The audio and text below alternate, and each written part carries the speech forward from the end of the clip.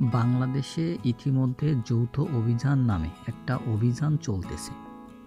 এই যৌথ অভিযানটা কিসের জন্য বা কোন বিষয়ের উপর এই অভিযানটা চলতেছে, এই অভিযান কতটা সফল হয়েছে, এ বিষয়ে জানবো এই ভিডিওতে। বাংলাদেশে যৌথ অভিযান শুরু হয়ে গেছে, বেশ কয়েক ঘন্টা হয়েছে এবং এই অভিযানের মূল উদ্দেশ্য হচ্ছে অস্ত্র লুট করা হয়েছিল। এই যে ছাত্র বৈষম্য আন্দোলন হয়েছে, এই আন্দোলনের ভিতরে এই অস্ত্র লুট করা হয়েছে এবং এই অস্ত্রকে আবার পুনরায় ফেরত আনার জন্য এই অভিযানটা। আরও একটা বিষয় হচ্ছে, এই অভিযানের মূল বিষয় হচ্ছে মাদকদ্রব্য নিয়ন্ত্রণে আনা।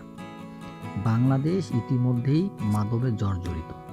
এই মাদকদ্রব্য নিয়ন্ত্রণে আনার জন্য এই অভিযানটা শুরু হয়েছে।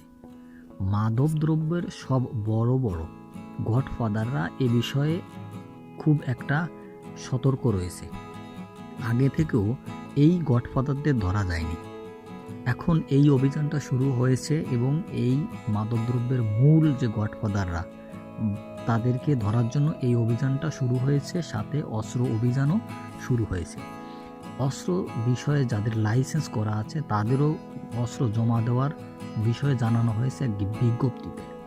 এই বিজ্ঞপ্তিতে আরও বলা হয়েছে যে এই অস্ত্র লুটপাট হয়েছে, সে অস্ত্র যদি সঠিকভাবে জমা দেয় তাহলে কোনো সমস্যা নেই, আর যদি জমা না দেয় তাহলে তারা আইনের আওতায় এনে বিশেষ শাস্তি দেবে। এই অভিযানে আরও বলেছে। এই অভিযান সম্পর্কে আপনার মতামত কমেন্ট বক্সে অবশ্যই লিখে জানাতে পারেন।